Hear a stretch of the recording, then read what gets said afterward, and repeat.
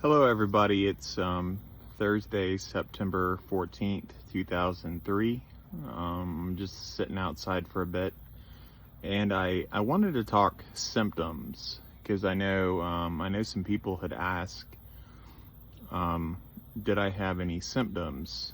What were my symptoms leading up to this diagnosis? So first, let's break that into symptoms I believe were symptoms and symptoms that were actual symptoms.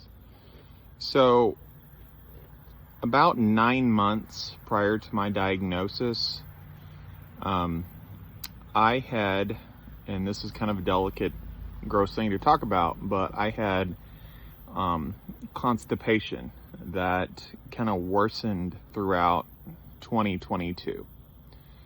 It just kept getting worse and worse and worse. And I had that in the past. So I had a little bit of history of that. So I didn't think a ton of it happening again. But the magnitude of it was pretty significant throughout 2022 and into early 2023, especially 2022, where it was noticeable. And so what would happen is I would go to the bathroom, and I would feel kind of sick to my stomach afterwards, like almost like just my stomach felt upset. So I'd go to the bathroom, my stomach would feel upset. I would drink some Sprite. I guess you could call it like some digestive symptoms, maybe. Like some digestive, just things felt like they were digesting a little funny, which, people have that all the time.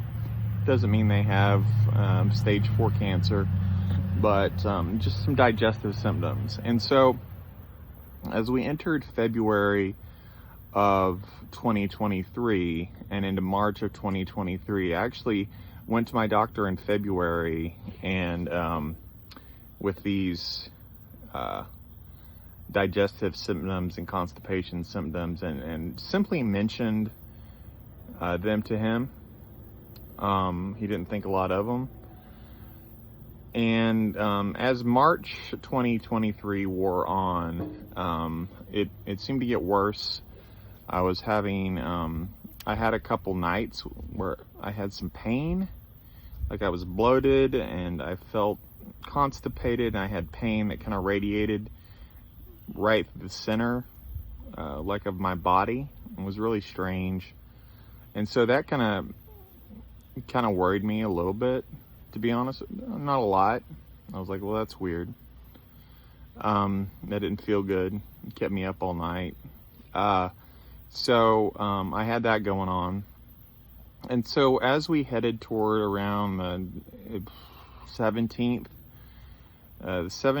of, I guess, March of 2023,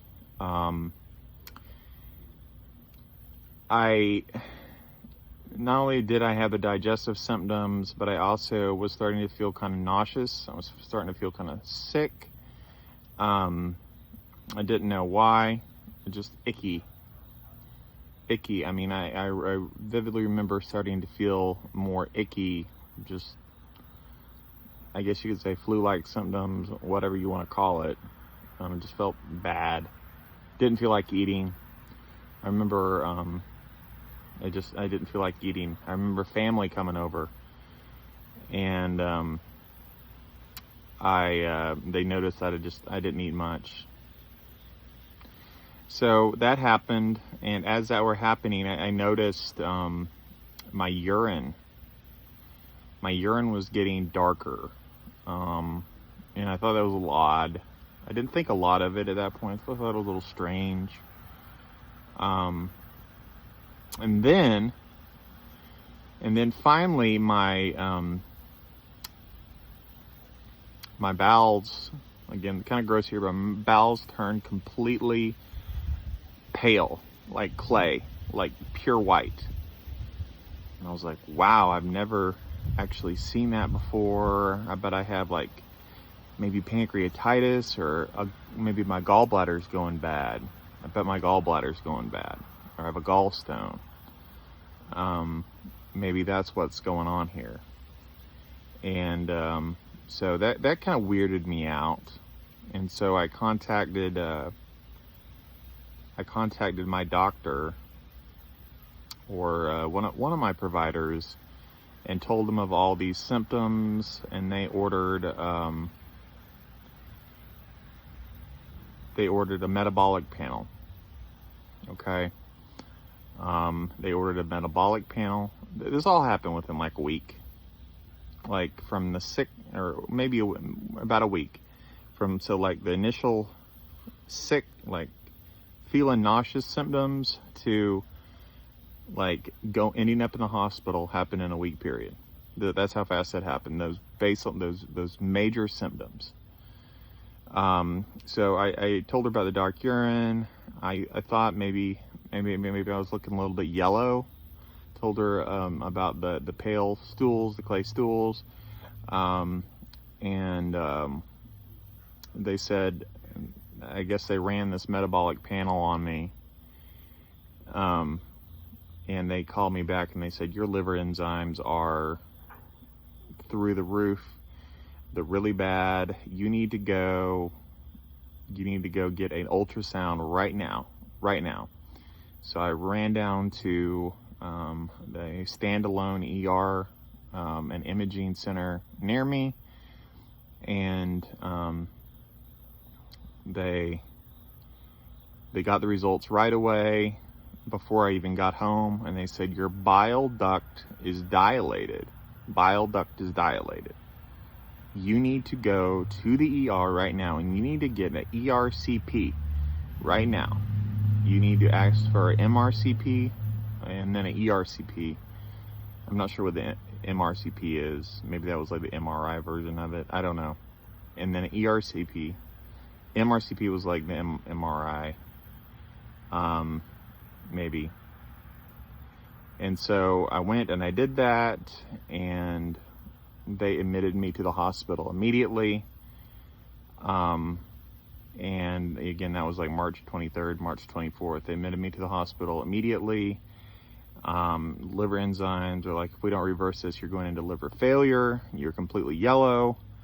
Something bad is going on here. And I remember this doctor, this ER doctor, and said, I just don't want to scare you, but painless jaundice is the #1 sign of pancreatic cancer.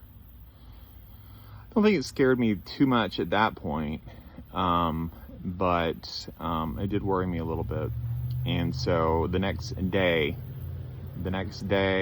I had the ERCP, the procedure, where they went down, they put you to sleep, they put a scope down like an endoscopy, and they went into the bile duct, like the main common bile duct, and they put a stent in it, meaning it wasn't a gallstone blocking it. It was basically grown shut with the cancer. Okay, so it had grown shut, and even then I didn't think about cancer, right? I should have, looking back, I should have automatically known, but I know they did some cytology of it, because I mean, you know, if you have to have a liver stent, if it's not a gallstone, you know, what is it? And so that's how my symptoms evolved. Again, all within about a week. All within a week.